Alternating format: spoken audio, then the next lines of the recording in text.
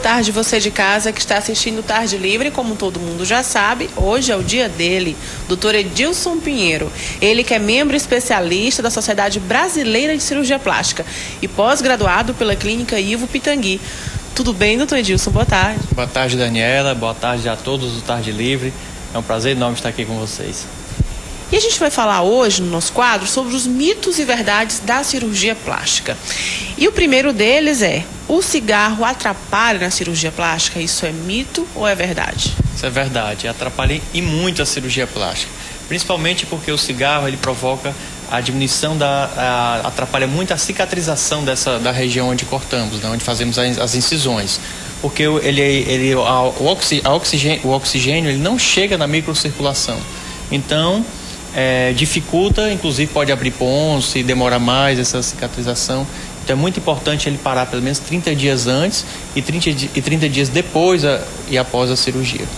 A pessoa acaba também deixando de fumar, né? É o ideal, né? A intenção também é essa. Mas, doutor Edilson, atrapalha em qualquer cirurgia, ou a plástica, ou qualquer outra intervenção, em qualquer cirurgia o cigarro atrapalha? Em qualquer cirurgia, não necessariamente a cirurgia plástica. Como a cirurgia plástica, vamos supor, no caso do abdômen, uma cicatrização maior, então ele é mais visível, porque a cicatrização, além de poder abrir, ela pode ficar escura, ela pode demorar mais a cicatrizar. Então é muito importante, assim, uma boa conversa com o cirurgião plástico, né, e ver estudar cada caso, porque também depende da quantidade de cigarros, né? Então, se ela não conseguir totalmente parar, é importante que ela faça uma diminuição muito importante dessa quantidade de cigarros. Mas o ideal mesmo é parar completamente e nunca mais fumar, né? Agora, sobre a lipoaspiração, a gente já viu alguns casos de artistas da televisão que tiveram problemas sérios durante a lipoaspiração. É verdade que é uma das cirurgias mais arriscadas ou também isso é um mito? É um mito, porque a lipoaspiração, ela sendo feita com cuidado, ela é muito segura. É claro que existem, é como qualquer outra cirurgia. Por exemplo, você tem ideia, tem a traumatologia, a ginecologia também, e todas as outras cirurgias, ela existe o risco de embolia, o risco de trombose, como qualquer outra. Por ser a plástica, o pessoal dá mais ênfase a esse tipo de cirurgia. Mas, assim, a cirurgia plástica, no caso a lipoaspiração, ela é muito segura, desde que faça com um membro especialista da Sociedade Brasileira de Cirurgia Plástica, se faça num ambiente hospitalar, que faça todas as recomendações necessárias, com segurança, aí você vai diminuir muito os riscos. É claro que o risco nunca chega, você nunca consegue chegar a 100%, mas o que está ao seu alcance e fazendo todas as medidas de segurança, o nível de segurança é muito alto. Então é muito importante que cada paciente se informe bem a respeito com o seu cirurgião e assim faça o procedimento. Mas é uma cirurgia bastante segura como qualquer outra da cirurgia plástica. Então essas pessoas que tiveram algum tipo de problema com a lipoaspiração é porque não seguiram as recomendações médicas, né? Não necessariamente, porque como assim, a embolia ou a trombose podem ocorrer independente da segurança ou não. Né? E isso não só na plástica, mas em qualquer cirurgia. As pessoas procuram dar ênfase mais na cirurgia plástica porque muitas vezes é porque acha que é vaidade, acha que não precisa, aí fazem esse drama inteiro, mas em todas as outras áreas acontece até mais casos do que na própria cirurgia plástica. Então, cada caso tem que ser avaliado individualmente. Então, a embolia não depende de falta de cuidado, não é? É uma questão de sorte. Não é questão também de sorte. É o que fazemos no caso por exemplo, da lipoaspiração para evitar a embolia ou a trombose, é uma das medidas de segurança. Por exemplo, parar o anticoncepcional com antecedência é uma das medidas. Não demorar mais do que 4 horas na cirurgia. Procurar os meias compressivas, né? Uso de flebopress do aparelhinho que fica massageando. Então são medidas assim importantes para que não aconteça, mas não necessariamente fazendo isso também pode acontecer, você está entendendo? Mas é muito importante essa segurança, porque você pode prevenir uma trombose ou embolia. Mas assim, independe de cada procedimento, ou então, não necessariamente na cirurgia plástica. Em outras áreas também existem, né? Isso é importante ser dito, porque todo mundo acha que só acontece com a lipoaspiração, e não é verdade. Agora, sobre o silicone, a pessoa pode trocar quantas vezes quiser, ou isso tem um limite de tempo? Não, assim, o ideal, no caso da prótese de silicone, é que a cada 10 anos a paciente continue fazendo os exames anualmente para ver o nível de até quando a prótese vai durar. Porque antes, essas próteses mais antigas, com 10 anos tinha que ser trocada a prótese. Hoje não acontece mais. Ninguém sabe, às vezes dura 20 anos, 30 anos, 50 anos, ou a vida toda com a prótese sempre precisa ser trocada. Mas é importante essa avaliação para ver se não existe algum rompimento, alguma contratura após os 10 anos. Então, tem que ir o ideal para o mastologista ou ir para o cirurgião plástico para ele pedir um ultrassom ou até mesmo uma ressonância se for necessário. Mas não a necessidade de ficar trocando após os 10 anos, não. Ok, agora sobre as famosas orelhas de abano. As crianças que querem corrigir esse problema, os pais precisam esperar até o final do crescimento dessa criança para fazer a correção? Isso é um mito ou é uma verdade? O ideal para a cirurgia fazendo uma criança é em torno de 6 anos, 6, 7 anos de idade. Porque as cartilagens já estão formadas, ele já está entrando na idade escolar, na pré-escolar, onde os amiguinhos, os coleguinhas já podem ficar dando apelidos, né? Então é muito importante as mães, os pais observarem. Inclusive muda muito a personalidade da criança, porque há muita criança que às vezes fica muito tímida, fica escondida, não quer estudar. Eu cheguei ao absurdo de ter uma criança no consultório onde ela ficou simplesmente muda, né? Ela não falava com ninguém, apenas por gesto e por desenhos. Então é muito importante os pais observarem isso. Às vezes um problema simples de resolver, fácil de resolver, que é a orelha, que é a otoplastia, né? Então os pais fiquem atentos para que com as crianças está tendo algum tipo de bullying, né, de apelidos na criança e assim isolando ela. Então, assim, o ideal é ser feito nessa em torno de 6, 7 anos de idade, exatamente para não chegar a ter apelidos quando chegar na fase escolar. Agora, e pacientes, é claro que você pode fazer a partir de qualquer idade, tanto que você faz com adolescentes, como adultos, né, em qualquer idade você pode fazer a cirurgia. Não abaixo de 5 anos, porque a cartilagem está muito imatura e isso pode provocar um dano maior, inclusive a deformação total da orelha. Então, se a partir dos 6 anos já pode fazer, não precisa esperar a criança encerrar a fase de crescimento, né? Exatamente, não precisa. E sobre tirar fotos antes da cirurgia plástica, dizem que é indispensável. Isso é um mito ou é verdade? É verdade. Inclusive, as pacientes do nosso consultório tiraram de um estúdio, nem mesmo tiro, porque é muito importante eu ter todos os detalhes possíveis do que a paciente precisa fazer. Então a gente faz um estudo assim, totalmente detalhado do que realmente a paciente está precisando, porque se você colocar na posição ideal das fotografias, você vai ver até alterações da mama. O tamanho da areola às vezes está um pouco mais alta, mais embaixo, às vezes o sulco da mama é mais acima, outro embaixo. Às vezes ela é mais lateralizada do que o outro lado, então você consegue ver todos os detalhes. E por que é importante isso? Primeiro você fazer um estudo, né? E a partir daí você leva para o centro cirúrgico, para qualquer dúvida recorrer a essas fotografias. Não adianta tirar as fotos e deixar lá. É importante que faça as fotos e leve para o centro cirúrgico, é assim que fazemos. E também a importância dessas fotografias para a paciente ver como realmente está precisando. Né? Muitas vezes ela pode chegar, não tenho nada e não preciso fazer. Então, normalmente, isso aqui também está incomodando e eu quero mexer nisso. Ela é tão importante para o cirurgião plástico como assim, o eletro é importante para o cardiologista, que o ultrassom é importante para o ginecologista. Então, para o cirurgião plástico é indispensável realmente as fotos. Tem que ser feitas. Até para depois da cirurgia, né? Para poder a própria paciente fazer uma comparação de como era e como está hoje. Exatamente. Aí você, a partir daí, que é um segundo objetivo, é ver as melhoras que foram conquistadas após a cirurgia.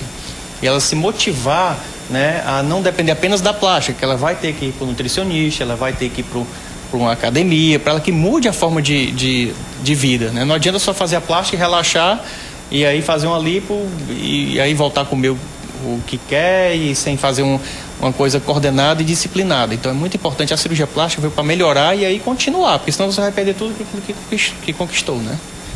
Agora, alergia a algum medicamento impede a paciente ou o paciente de fazer uma cirurgia plástica? Isso é mito? É mito. É importante o seguinte, que a paciente, ela avise quais são os medicamentos. Se ela não sabe, que esteja no centro cirúrgico, exatamente porque é mais fácil você reverter isso. Né? Se ela tiver alguma reação anti-inflamatória, um antibiótico que não sabia, não tem problema porque está no centro cirúrgico. Se ela já sabe antes, avisar o anestesista que tem aquele tipo de alergia para não ser usado os medicamentos. Nós dispomos de uma variedade imensa de medicamentos que podem ser substituídos. Por exemplo, quem tem alergia de pirona pode usar o Ultramal.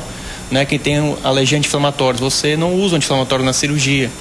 Né? Então, quem tem alergia a ampicilina pode usar a ciprofloxacina. Então, existem os medicamentos que podem ser substituídos um pelo outro sem alterar o resultado da cirurgia.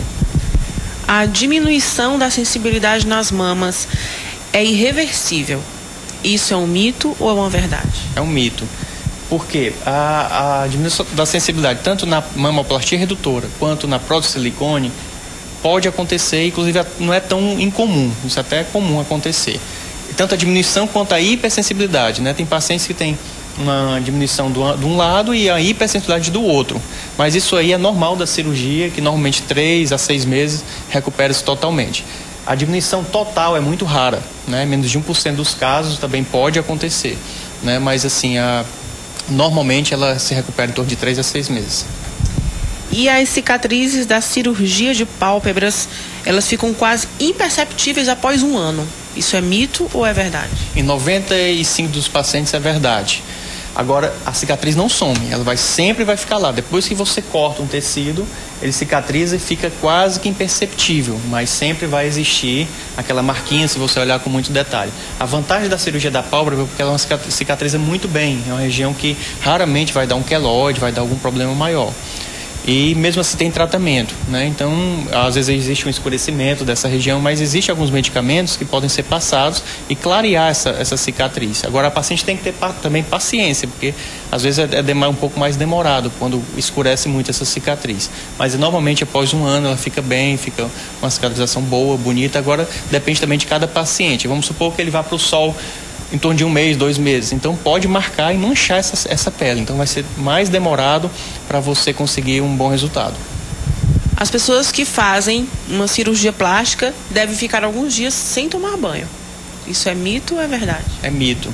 A maioria dos casos, no dia seguinte à cirurgia, já pode tomar completamente banho, né? Entre 24 e 40 horas é que nós normalmente indicamos.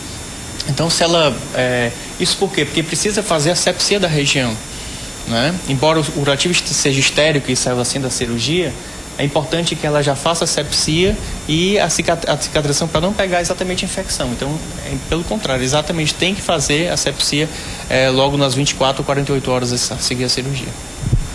Existe alguma relação entre prótese de silicone e câncer de mama? Não, não existe.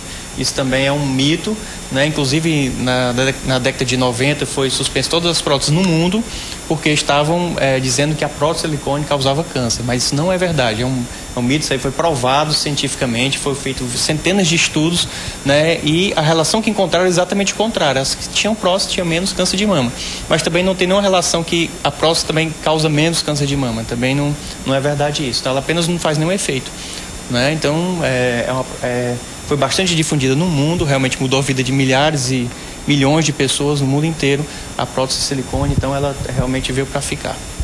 E o Botox vicia? Isso é mito ou é verdade? O que vicia, na verdade, é o tratamento, você se sentir bem, sentir melhor e cada dia procurar melhorar naquilo que você está na sua própria imagem.